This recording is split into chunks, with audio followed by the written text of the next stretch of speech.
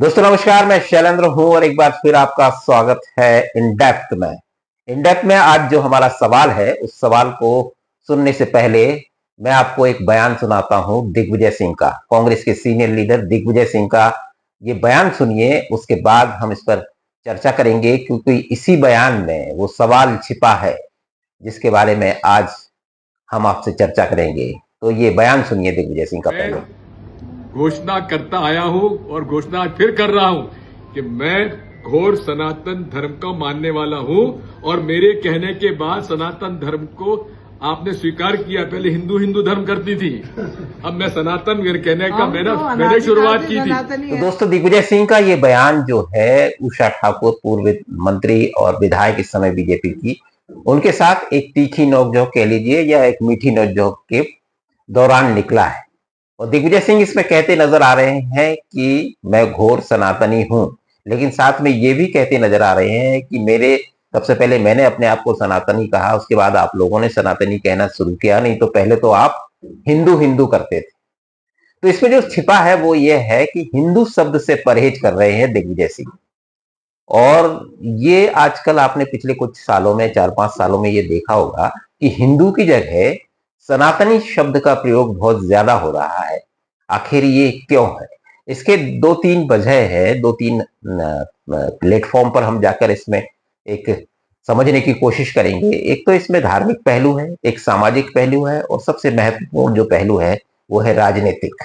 आखिर हिंदू की जगह सनातनी शब्द का इस्तेमाल क्यों ज्यादा होने लगा है, ये एक बड़ा सवाल है। हालांकि कुछ साल पहले तक, आज से 4-5 साल पहले तक, सनातनी और हिंदू को एक ही माना जाता था, या तो हिंदू या सनातनी एक ही माना जाता था। लेकिन अब इसमें स्पष्ट अंतर किया जाने लगा है हिंदू और सनातनी में। इसमें कुछ तो धार्मिक कारण है और कुछ जो बड़ा कारण है वो राजनीतिक है। कैसे? तो देखिए, बीजेपी की जो ग्रोथ है, या कह लीजिए बीजेपी का जो उत्थान है, उसका हिंदू शब्द से बड़ा इंटैक्ट है। वो पहचान जो है, या जो कह लीजिए जो उत्थान है बीजेपी का, या संघ का, या हिंदूवादी संगठनों का, वो हिंदू पे बेस्ड है। क्योंकि 80 के दशक में जब राम मंदिर आंदोलन हुआ, उसके बाद आपने देखा होगा गली मोहल्लों में सब जगह लिखा होता था, गर्व से कहो हम हिंदू हैं। विश्व हिंदू परिषद का ये नारा पूरी दुनिया में गूंजा अचानक कि गर्व से कहो हम हिंदू हैं। और उसी दौरान फिर मंदिर आंदोलन शुरू हुआ और वो लंबा चला, और उसके बाद बाबरी ढांचा ढहाया गया। और इस पूरे दौरान में 2014 तक आप कह लीजिए, कम से कम 2000 तक तो हम कह ही सकते हैं कि गर्व से कहो हम हिंदू हैं। हर जगह रिक्शे के पीछे बैनर, पोस्टर, ये बड़ा अभियान चला था, गर्व से कहो हम हिंदू हैं। तो क्या आज की डेट में गर्व से मत कहो हम हिंदू हैं जैसा कोई माहौल बनने लगा है? या ये सवाल अब, या ये बात अब माहौल में फैलाई जा रही है कि गर्व से मत कहो हम हिंदू हैं? आखिर क्यों? दिग्विजय सिंह क्यों परहेज करते हैं अपने आप को हिंदू कहने में? या बहुत सी जगह पर ऐसा हमने देखा है कि हिंदू कहलाना अपने आप को लोग पसंद नहीं कर रहे हैं, और हिंदुओं से अपने आप को अलग करने की कोशिश कर रहे हैं। देखिए, हिंदू शब्द पर गर्व करने का जो मुहिम थी, वो इसलिए चलाई गई थी, कहीं ना कहीं एक हीन भावना पैदा हो गई थी एक वर्ग में समाज की, जिसको हम हिंदू कहते हैं, जो जातियों में बटा हुआ था। तो संघ की ये लाइन थी कि सबसे पहले तो आपको गर्व होना चाहिए आपकी जाति पर या आपके धर्म पर। तो एक नारा उछाला गया, या सबको जोड़ने के लिए एक लाइन में, गर्व से कहो हम हिंदू हैं, ताकि एक गर्व की भावना आए, एक आत्मसम्मान की भावना आए। और उससे राम मंदिर आंदोलन जुड़ा था। तो ये गर्व से कहो हम हिंदू, इस तरह से बीजेपी ने एक प्लेटफॉर्म बनाया, उसका खूब फायदा मिला। और आज जब वो सत्ता में है, इतने बड़े, इतने सारे राज्यों में और केंद्र में, तो उसकी एक जो आधार रहा है वो हिंदू रहा है। अब इसमें जो बात निकली है कि ये क्यों कहा जाने लगा है कि सनातनी है हम हिंदू नहीं। देखिए, ये जो हिंदू शब्द है ये आया है बाहर से। हिंदुओं ने कभी अपने आप को हिंदू नहीं कहा, या हमारे वैदिक धर्म हो या सनातन धर्म हो, या हमारे वेद हो, उपनिषद हो, पुराण हो, अरण्य हो, इसमें बाद में पुराणों में जरूर हिंदू शब्द मिलता है, बाकी किसी धर्म ग्रंथ में हिंदू शब्द नहीं मिलता। या तो वैदिक मिलता है या सनातनी मिलता है। तो सबसे पहली बात तो ये है कि जिनसे तथाकथित रूप से हिंदू लड़ रहे हैं, उन्हीं ने उनको ये नाम दिया था। फारस से, सबसे पहले फारस से आए लोगों ने हिंदुओं को हिंदू कहा, क्योंकि वो सिंधु का उच्चारण हिंदू करते थे। ये एक अवधारणा है, एक कॉन्सेप्ट है या एक विचार है, थ्योरी है कि इस वजह से हिंदुओं को हिंदू कहा जाने लगा। एक भौगोलिक पहचान थी कि सिंधु के उस तरफ रहने वाले हिंदू। उसके बाद मुगल आए और भी जातियां आई तो ये सब हिंदू कहने लगे इस तरफ रहने वालों को। तो एक भौगोलिक पहचान थी। तो हिंदुओं को जो नाम दिया गया वो उन्हीं लोगों ने दिया, आक्रमणकारियों ने कह लीजिए या आक्रांताओं ने या बाहर से आए लोगों ने। तो एक तो इस पे गर्व नहीं करना चाहिए आपको, क्योंकि ऐसा एक कॉन्सेप्ट, एक धारा ऐसी चल पड़ी है कि हिंदू कहने पे गर्व क्यों होना चाहिए। हिंदू तो हम है नहीं, हमको तो बताया गया कि हम हिंदू हैं और हमको नाम दिया गया हिंदू। और कुछ लोग ये भी कहते हैं कि फारसी में या अरबी में या मध्य एशिया में हिंदू शब्द का जो अर्थ है वो काला आदमी या चोर या लुटेरा या काफिर, इस तरह के शब्दों के लिए वहां हिंदू शब्द का इस्तेमाल होता है। ऐसी एक विचार है, हालांकि इसको ज्यादा तवज्जो नहीं मिलती है।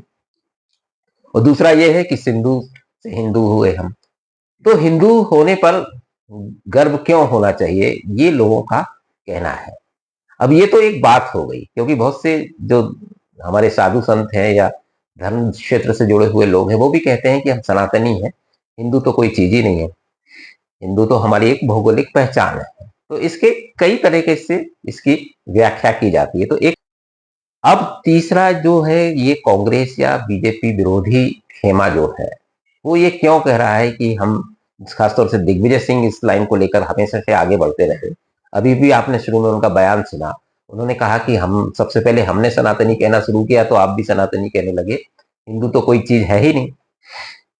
तो ये जो लाइन है दिग्विजय सिंह की या इस तरह के जो लोग हैं वो कहीं ना कहीं ये भी एक राजनीतिक कह लीजिए ट्रिक है कि हिंदू कहना बंद कीजिए, क्योंकि हिंदू कहने पर सब कुछ जुड़ता है।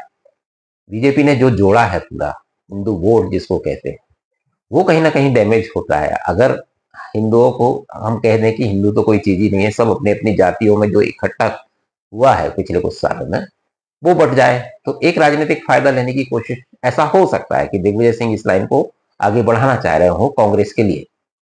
तो एक वजह ये भी हो सकती है। दूसरा, संघ की जो लाइन है हिंदू, अब आपने मोहन भागवत को भी कई जगह सुना होगा कि हम हिंदू का मतलब होता है, एक भौगोलिक पहचान है और हिंदू में सब आते हैं, हमारा डीएनए एक ही है, उसमें मुसलमान भी आते हैं खासतौर से, और जितने भी अल्पसंख्यक वर्ग हैं वो भी सब आते हैं। हिंदू मतलब सब कुछ, जो हिंदुस्तान में रहता है वो हिंदू। तो संघ की ये लाइन है वो इस तरह से इंटेक्ट करना चाहता। तो दो धाराएं आपने देख ली, एक कांग्रेस की जो दिग्विजय सिंह जिसको जमाने की कोशिश कर रहे हैं कि हम हिंदू नहीं है, सनातनी है, तो उससे डैमेज होता है हिंदू शब्द या हिंदू की अवधारणा। दूसरा, संघ इसको जोड़कर रखना चाहता है कि हमारी भौगोलिक पहचान है, और आगे अगर कोई धारणा बनती तो उस मुसलमान भी के मन में भी ये आए कि हम तो सब एक ही हैं, हम हिंदू है, सिंधु के इधर रहने वाले। तो वो एक कम से कम एक सूत्र या एक लाइन तो है जिसपे पूरे देशवासियों को जोड़ा जा सकता है। और जो संघ की एक बड़ी इसमें ये विचार भी रहा है, ये सिद्धांत भी रहा कि इसके जरिए जोड़ा जाए, क्योंकि फिर हिंदू और सनातनी में बहुत ज्यादा अंतर संघ नहीं करता है, क्योंकि वो सारी वैदिक परंपराएं, हमारे रीति रिवाज, हमारे भगवान, हमारे देवी देवता है, वो ही सब उससे जुड़ते हैं। तो कहीं ना कहीं मुसलमानों को इस तरह से जोड़ने की कोशिश है एक भौगोलिक पहचान के जरिए। तो ये दो धाराएं हो गई जो हिंदू शब्द को लेकर चलती हैं। तो इसलिए मैं कह रहा हूं कि ये इसके कई आयाम है, इस क्यों ये सनातन वर्सेस हिंदू की लड़ाई खड़ी की जा रही है, एक तो ये वजह है। अब तीसरा, इसका अगर हम राजनीति से हटके थोड़ा धार्मिक पहलू देखें तो आपने बहुत से साधु संतों को और बहुत से धर्म से जुड़े हुए लोगों को भी कहा है, कहते सुना हुआ कि हम सनातन सनातन शब्द का खूब इस्तेमाल होगा, हिंदू शब्द का इस्तेमाल करने से वो परहेज करते हैं। तो इसके पीछे अवधारणा ये है कि वो हिंदू शब्द अपने आप पर चस्पा कराना नहीं चाहते। सनातनी, जो घोर सनातनी या जिसको कहते हैं वैदिक धर्म को मानने वाले, जो मूल हिंदू जिसमें है, वो हिंदू से अपने आप को जोड़ना नहीं चाहते। उनकी भी अवधारणा ये है कि एक आत्मसम्मान की बात है, लोग हमें पहचान दें उससे अच्छा हम अपनी पहचान बताएं कि हम सनातनी हैं। देखिए, वेद से लेके अगर हम पूरी हिंदू धर्म या जो सनातन धर्म जिसको कह रहे हैं लोग, जिसको हिंदू धर्म भी कहा जाने लगा बाद में, क्योंकि ये निकलता है वेद से। पहले यहाँ पर सबसे पहले वेदों की रचना की गई, जिनको श्रुति कहा गया। श्रुतियों को लिखित रूप दिया गया, तो उसको वेद किया गया। श्रुति मतलब सुनना। तो जो हमारे ऋषि मुनि थे, जो पहाड़ों में या जंगलों में, भारतवर्ष की भूमि में अनादिकाल से जो चिंतन मनन करते आ रहे थे, और उन्होंने जो ज्ञान प्राप्त किया और जो अपने अपने अवधारणाएं या अपने अपने कॉन्सेप्ट निकाले, तो उसमें उन्होंने प्रवचन देना शुरू किया। तो उन सूक्तों को, श्रुतियों को, जिनको इकट्ठा लिपिबद्ध किया गया, तो ऋग्वेद में सबसे पहले ये हुआ। वहां कहीं हिंदू शब्द का इस्तेमाल नहीं होता, वो वैदिक शब्द है। वैदिक या फिर कहीं कहीं सनातन भी मिलता है। और उसके बाद वेदों के बाद आप आते हैं उनके उपनिषदों पर, जिनमें आध्यात्मिक व्याख्या की गई। तो आध्यात्मिक व्याख्या भी उपनिषदों में है, वहां भी कोई ऐसा उल्लेख नहीं मिलता है। तो सनातनी ही या वैदिक धर्म या आर्य, बाद में थोड़े और हम नीचे आए तो फिर आर्य शब्द का इस्तेमाल कहा जाने लगा महाकाव्य कालों में। रामायण देख लीजिए या महाभारत में बहुत उल्लेख मिलता है। श्री राम को आर्य पुत्र कहा गया, श्री कृष्ण को आर्य पुत्र कहा गया, पांडवों को आर्य पुत्र कहा कहकर संबोधित किया जाता था। तो वो आर्य। तो वैदिक, सनातन और आर्य, ये तीन शब्द खूब मिलते हैं। हिंदू शब्द बाद में आपको उल्लेख मिलता है, जब आक्रांता आने लगे, इस्लामिक कह लीजिए या मध्य पूर्व से कह लीजिए या अरब से कह लीजिए। तो इनके आने के बाद आप देखेंगे इसका मध्यकाल में हिंदू हिंदू शब्दों का इस्तेमाल फिर खूब मिलता है, और ज्यादातर इस्लामिक ग्रंथों में या जो उनके साहित्य लिखा गया। और उसके बाद, क्योंकि ये उनको भी समझ में ही नहीं आता था, वो उन्होंने भी भौगोलिक एक पहचान दी, क्योंकि जो धर्म का पाठ पढ़कर वो आए थे, इवन अंग्रेज तक भी हम बात कर लें, तो उसमें जो उनका धर्म का कॉन्सेप्ट था, उसमें एक किताब होगी, एक पैगंबर होगा या गॉड होगा, जो भी है, उसके कुछ सिद्धांत होंगे और उसके कुछ रीति रिवाज या जीने के तरीके जो होंगे वो होंगे। लेकिन जब उन्होंने देखा कि यहाँ ऐसा कुछ है नहीं, कि हम इनको क्या कहें, ये अलग अलग वर्ग है, हर परिवार की अपनी रीति रिवाज, हर जाति का अपना रीति रिवाज, हर क्षेत्र का अपना रीति रिवाज, तो उन्होंने इसको एक भौगोलिक पहचान दी। चाहे फिर वो हिंदू हो, चाहे फिर वो इंडिया हो, इंडस से इंडिया, तो दोनों सिंधु नदी के से इसका जुड़ा हुआ है। यूरोपियन ने या यूनानियों ने हमको, हमारे देश को इंडिया कहा है इसलिए, और अरब और फारस और मध्य एशिया से आए लोगों ने हमको हिंदू कहा। तो ये दोनों पहचान, इंडिया हो चाहे हिंदू हो, हिंदुस्तान हो, ये दोनों पहचान बाहर से दी गई। तो ये कहीं ना कहीं आत्मसम्मान वाली बात भी कुछ लोग इससे जोड़ लेते हैं। तो एक पहलू ये भी है कि हम अपने आप को सनातनी कहें, भारत कहें या आर्यव्रत कहें, तो ये लड़ाई जो है, ये कॉन्सेप्ट जो निकल रहे हैं, एक तो धार्मिक पहलू है और एक राजनीतिक पहलू है। हमने दोनों पे इसमें मैंने कोशिश की है कि इसको समझने की कोशिश की है।